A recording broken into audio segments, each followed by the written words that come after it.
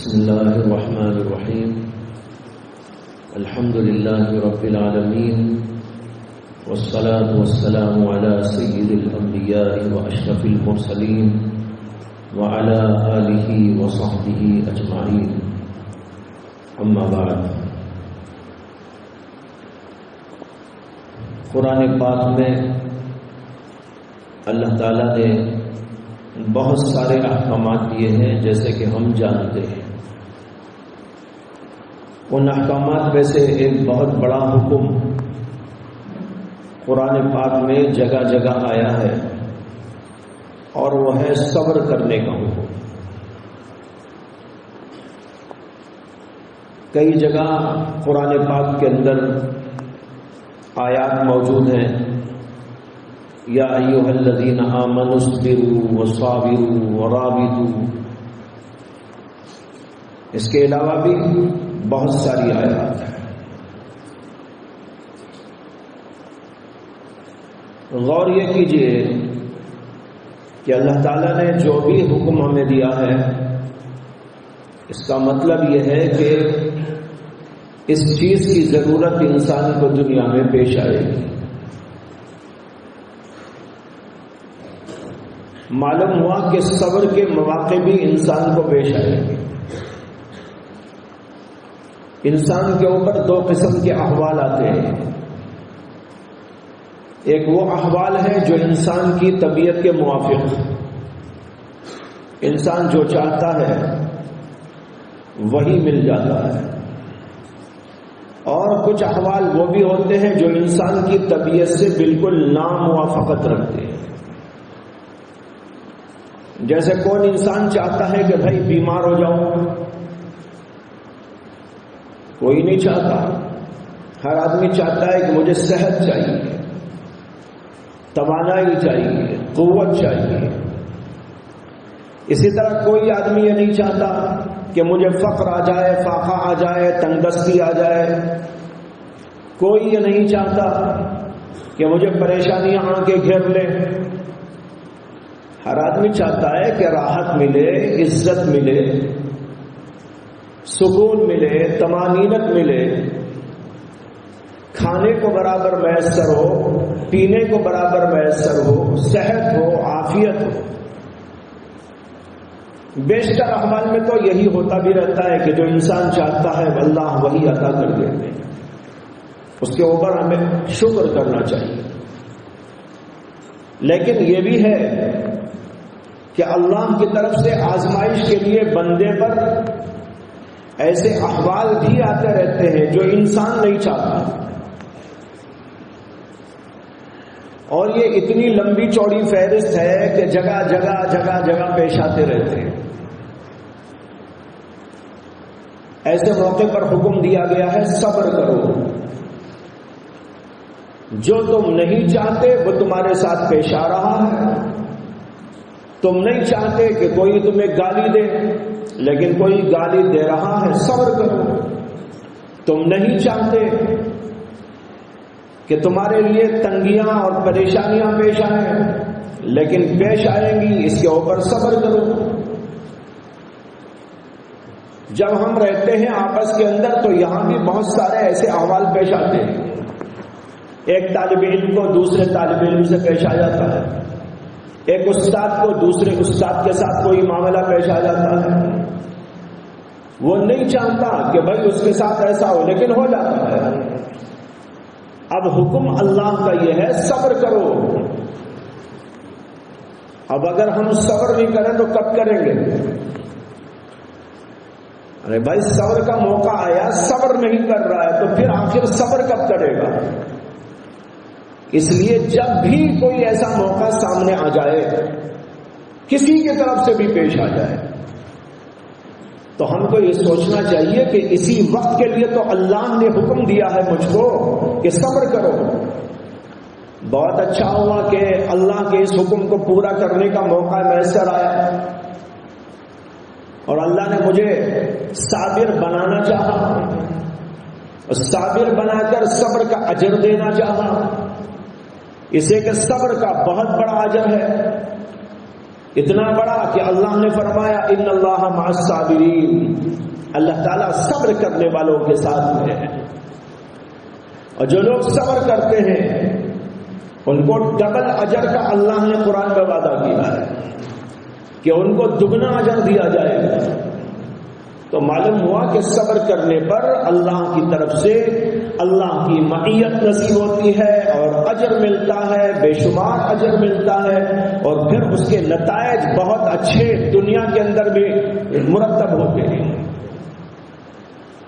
تو جب بھی کوئی ایسا موقع آئے تو ہمیں یہ بات دل میں بٹھا لینا ہے کہ بھائی مجھے حکم ہے اللہ کا کہ صبر کرو، لیکن ظاہر بات ہے کہ ایک دم صبر نہیں آ جاتا، اس کے لیے مشق کرنی پڑتی ہے۔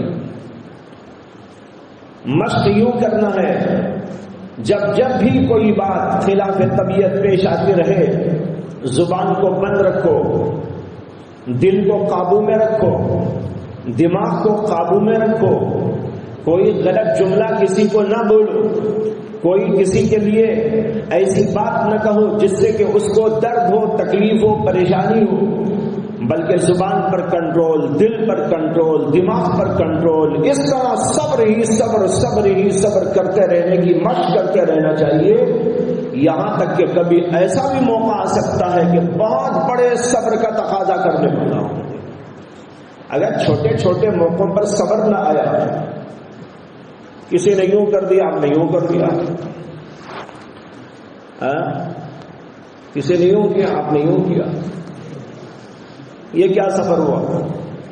اس نے کہا تماچا ماروں گا، آپ نے کہا مٹھی لگاؤں گا، اس نے کہا تھپڑ لگاؤں گا، آپ نے کہا پیر تیار ہے۔ اگر ایسا ہوتا رہا تو پھر انسان تو بے صبر بن کے رہے گا، اور کبھی ایسا موقع آ جائے کہ بڑے صبر کا تقاضا ہو تو انسان پورا نہیں کر سکے۔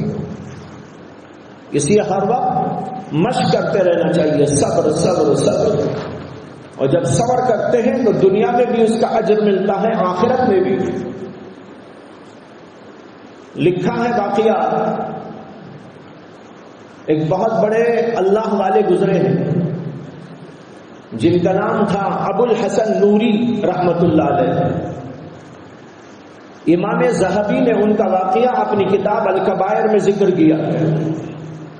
واقعہ یہ لکھا ہے کہ حضرت ابو الحسن نوری کا دور دور تک شہرہ تھا، دور دور تک لوگ جو ہے ان کا نام سنتے تھے اور ان کی تعریفیں کرتے تھے۔ ایک آدمی کے دل میں آیا کہ بھئی اتنے بڑے کوئی بزرگ ہیں، اللہ والے ہیں، ان کی زیارت کو جانا چاہیے، دنیا بھر میں ان کا چرچا ہے، جس کی زبان پہ دیکھو انہی کا نام ہے۔ کہتے ہیں کہ ایک آدمی کسی اور علاقے کا ان سے ملاقات کے لیے ان کے علاقے میں پہنچا، اور پھر گھر دریافت کر کے ان کے گھر پہ وارد ہوا، گھر پہ دستک دیا، گھر پہ دستک دے کر کہنے لگا کہ بندہ فلاں جگہ سے آیا ہے، حضرت سے ملنا چاہتا ہے۔ اندر سے ایک عورت کی آواز نکلی، کون حضرت؟ کیا کوئی حضرت وزرت نہیں ہے، جاؤ۔ اب بیچارے پریشان ہو گئے کہ یہ اندر سے کیا بول رہے۔ اس نے کہا کہ میں ابو الحسن نوری سے ملنے آیا ہوں۔ تو کہاں کہہ رہے وہ تو ایسا ہے ویسا ہے، یہ ہے وہ ہے۔ اب جب اندر سے گھر کے اندر سے یہ آواز سنی تو بیچارہ انتہائی پریشان ہو گیا، یہ سوچنے لگا کہ یہ واقعی اللہ والے ہیں یا خامخواہی شہرت ہو گئی۔ میں تو اتنے بڑے اللہ کے ولی سمجھ کر اتنی دور کا سفر کر کے یہاں پر آیا، لیکن یہاں دیکھیں تو گھر کے اندر سے عورت بول رہی ہے، ان کی بیوی بول رہی ہے۔ تو بیچارہ بہت شش و پن میں مبتلا ہو گیا اور ایک درخت کونے میں جا کے بیٹھ گیا، سوچیں گے کیا کرنا ہے، ملنا ہے کہ نہیں ملنا ہے ان سے۔ سوچتا بیٹھا تھا، اتنے میں دیکھا کہ کوئی آدمی ادھر سے آ رہا ہے، بزرگ آدمی معلوم ہوتے ہیں اور عجیب شان سے آ رہے ہیں۔ اس شان سے آ رہے ہیں کہ شیر کو سواری بنا رکھا ہے، یعنی شیر کے اوپر سوار ہے، اور ہاتھ میں ایک سانپ ہے جو بطور ایک کوڑا استعمال کر رہے ہیں. ایک تو سانپ اور دوسرے شیر، دونوں سبحان اللہ ماشاء اللہ. اب وہ دیکھ رہا ہے کہ ایک آدمی آ رہا ہے، شان کے ساتھ میں آ رہا ہے، نورانی چہرہ ہے، بزرگانہ چہرہ ہے، سقا صورت ہے، اور شیر کے اوپر سوار ہے اور ہاتھ میں سانپ کا کوڑا ہے. خیر ادب کے ساتھ اٹھ کے کھڑا ہو گیا، معلوم نہیں کون بزرگ ہے. جو قریب آئے تو وہ اسی طرف کو آنے لگے جہاں ان کا گھر تھا. اب اس کے دل میں آیا یہی ہوں گے ابو الحسن نوری. اب بیچارہ ڈر بھی رہا تھا، شیر بھی ہے، سانپ بھی ہے، سامنے جائے تو کیسا جائے. خیر وہ آئے اور اترے، اور پھر اس کے بعد جو سانپ تھا اس کو کسی جھاڑی میں ایسا چھوڑ دیا تو وہ فر سے چلا گیا. اور یہ جو شیر تھا اس سے وہ اترنے کے بعد اس کے کان کو ایسا موڑا اور یوں کر دیا تو وہ دم دبا کے یوں چلنے لگا اور چلا گیا جنگل کی طرف. یہ گھر کی طرف آئے. یہ آدمی کھڑا تھا انتظار ہی میں، سلام کیا اور کہا کہ میں فلاں جگہ سے آیا ہوں اور حضرت ابو الحسن نوری سے ملنے آیا ہوں. انہوں نے کہا میں ہی ابو الحسن نوری ہوں. اب یقین ہو گیا، اب تک تو معلوم نہیں تھا کہ وہی ہے کہ کوئی اور. اب وہ سوچنے لگا کہ اگر یہ ایسے ویسے آدمی ہوتے تو اتنی بڑی کرامت کہاں سے نصیب ہوتی. بہت بڑی کرامت، عظیم الشان کرامت. لیکن پھر دماغ میں یہ بھی آ رہا ہے کہ گھر کے اندر سے ایسی کیوں بات کہی گئی. خیر ملاقات ہو گئی، حضرت نے کہا بھائی آؤ. اندر لے کے گئے، بات چیت ہو گئی، اسے کچھ پوچھنا تھا، کچھ استفادہ کرنا تھا، استفادہ ہو گیا. اس کے بعد جب وہ جانے لگا تو حضرت سے کہا کہ حضرت میں رخصتی چاہتا ہوں، لیکن جانے سے پہلے میرا ایک عجیب و غریب سوال ہے، برا نہ مانے آپ. کہا کیا سوال ہے؟ کہا سوال یہ ہے کہ جب میں آپ کے گھر پہ یہاں آیا، دستک دیا تو گھر کے اندر سے کچھ عورتیں ایسی بات بتا رہی تھی آپ کے بارے میں. میں تو جو ہے بڑا بدظن ہو رہا تھا آپ کے بارے میں، لیکن یہ آپ کی کرامت دیکھ کر مجھے تو یہ احساس ہو گیا، بلکہ یقین ہو گیا کہ واقعی آپ اللہ کے ولی ہیں. آپ سے ملاقات ہو گئی، ذہن قسمت. لیکن میری سمجھ میں نہیں آ رہا ہے کہ ان عورتوں نے آپ کے بارے میں ایسا کیوں کہا. تو انہوں نے اس سے فتنہ جواب دیا، اور مولانا علامہ ذہبی رحمت اللہ علیہ نے اس واقعے کو نقل کیا ہے کہ انہوں نے کہا کہ میاں جب تم نے پوچھ لیا تو بتاتا ہوں کہ یہ جو مقام مجھ کو ملا ہے یہ اسی عورت پر صبر کرنے سے ملا ہے. اس عورت کے ان حالات پر، ایسی گفتگو پر، ایسے طرز عمل پر صبر کرنے سے مجھ کو یہ مقام ملا ہے. اب دیکھ لو کہ دنیا میں بھی اللہ کتنا بڑا مقام دے دیا. اسی طرح کا ان بزرگ کا بھی واقعہ آتا ہے جو بہت ہی نازک مزاج گزرے ہیں، جن کا نام ہے مرزا مظہر جانے جانا رحمت اللہ علیہ. بڑے لطیف المزاج، بلکہ یوں کہوں تو شاید مبالغہ نہیں، اور آپ سب بھی اور جو یہاں پڑھے لکھے ہیں اور کتابیں پڑھتے ہیں وہ بھی میری تائید کریں گے کہ شاید پوری تاریخ میں ایسا آدمی ایک ہی پیدا ہوا ہے، ایسا لطیف المزاج شاید پوری تاریخ انسانیت میں ایک ہی ایک ہے. ہم نے تو کہیں اور نہیں پڑھا ایسا، کسی کے بارے میں نہیں پڑھا.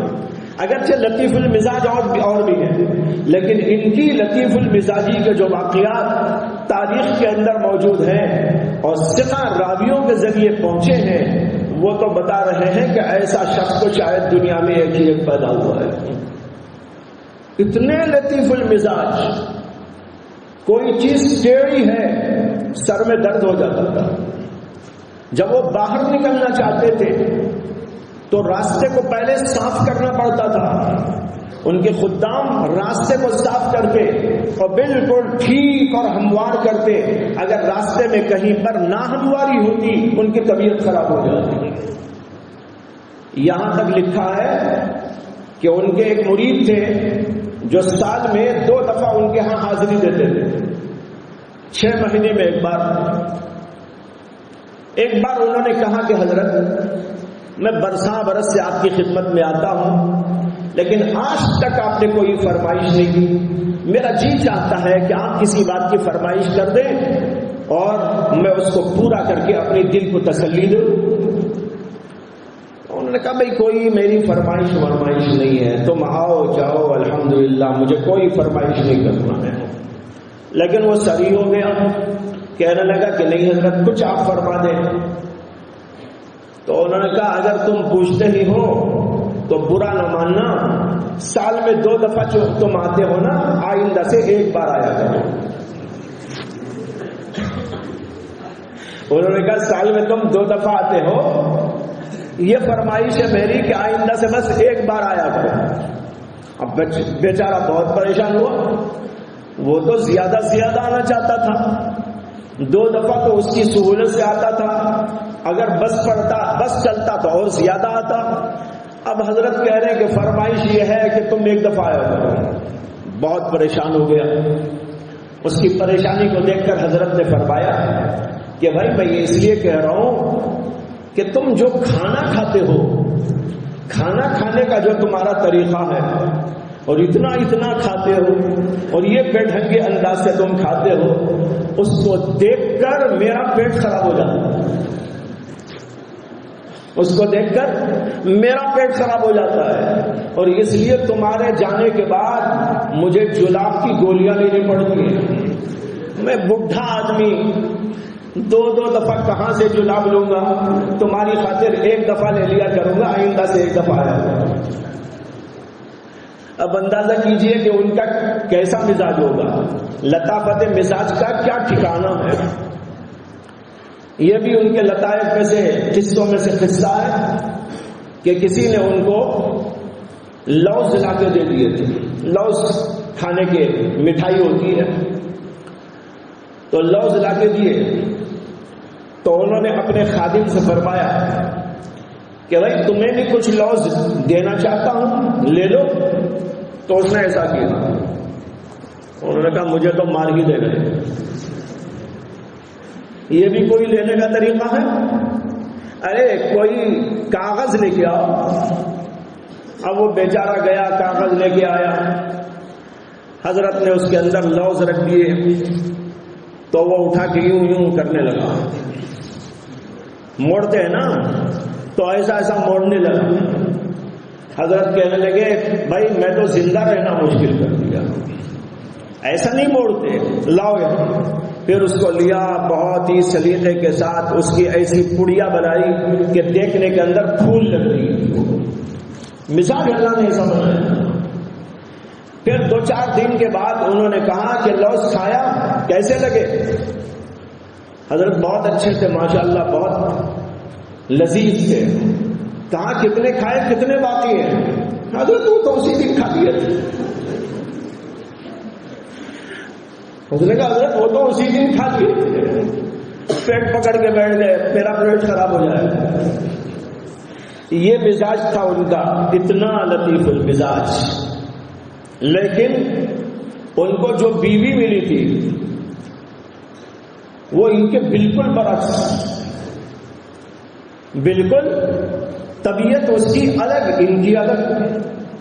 اس کے اندر کثافت ہی کثافت، بات میں کثافت، مزاج میں کثافت، طرز عمل میں کثافت، ہر چیز کے اندر کثافت۔ لیکن ان کی جو شادی اس عورت سے ہوئی، اللہ تبارک و تعالیٰ کی طرف سے الہام کی بنیاد پر ہوئی۔ علماء نے لکھا ہے کہ ان کا اتنا زیادہ جو لطیف المزاجی ان کے اندر موجود تھی، اللہ اس میں اعتدال پیدا کرنا چاہتے تھے۔ اللہ نے کہا اس عورت سے شادی کرو تو تمہاری مغفرت ہو جائے گی۔ اب وہ ایسی آئی، اس کا بے ڈھنگا پن ہر وقت ظاہر ہوتا رہتا تھا، اور یہ صبر کرتے صبر کرتے صبر کرتے صبر کرتے، یہاں تک کہ اللہ نے اتنا اونچا مقام عطا فرمایا کہ ان کو صاحب کرامت، صاحب کشف اللہ نے بنا دیا۔ وہ اڑتے تھے، اپنے مریدوں کو لے کر جو ہے کسی چیز پر بیٹھ کر اڑ جاتے تھے جس طرح کی اور چیزیں اڑ جاتی ہیں، یہ اللہ نے ان کو کرامت دی. لیکن ان کی بیوی کا حال یہ تھا کہ ایک دفعہ وہ اپنے آنگن میں صحن میں کھڑی ہوئی تھی اور اوپر کسی کام سے دیکھ رہی تھی. اتنے میں حضرت وہاں سے گزر رہے تھے اپنے مریدوں کے حلقے کے ساتھ، وہ سمجھی کوئی اور بزرگ ہے. اس کے بعد جب حضرت اپنے گھر آئے کہنے لگے تم کیا بزرگ ہو؟ میں نے آج ایک بزرگ کو دیکھا ہے. تم کیا بزرگ ہو؟ میں ایک بزرگ کو دیکھ چکی ہوں، ایسے تھے یہاں سے اڑ کے جا رہے ہیں. انہوں نے دبی زبان سے کہا بیگم وہ تو میں ہی تھا، تم کو نظر نہیں آیا؟ کہنے لگے اچھا تم ہی تھے، اسی لیے ذرا ٹیڑھا ہو رہے تھے. سمجھ میں آئی نا بات؟ یہ مزاج تھا اس عورت کا، لیکن اس کے اوپر صبر کیا، اللہ نے اتنے اونچے مقام پر پہنچا دیا. تو آج کا سبق یہ ہے بیویاں جب آئیں گی تب صبر کرنا، وہ تو ہے ہی، لیکن ابھی سے صبر کی مشق شروع کر دو، اس لیے کہ یہ مرحلہ تو سب کو پیش آئے گا. بیوی آئے گی تو بیوی پہ صبر کرنا پڑے گا. جی بیوی پر شکر بھی ہے، بیوی پر صبر بھی ہے، دونوں مل کے ساتھ ساتھ چلتے ہیں.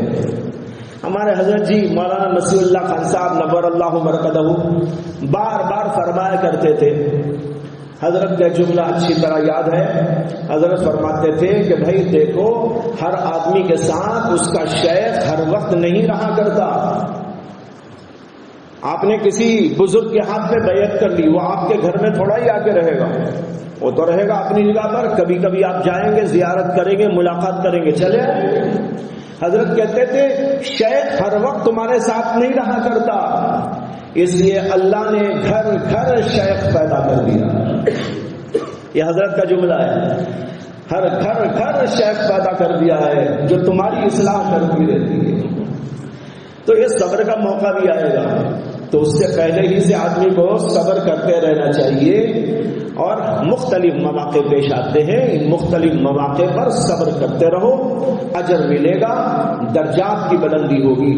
اللہ تعالی ہم سب کو ہدایت عطا فرمائے، توفیقات عطا فرمائے.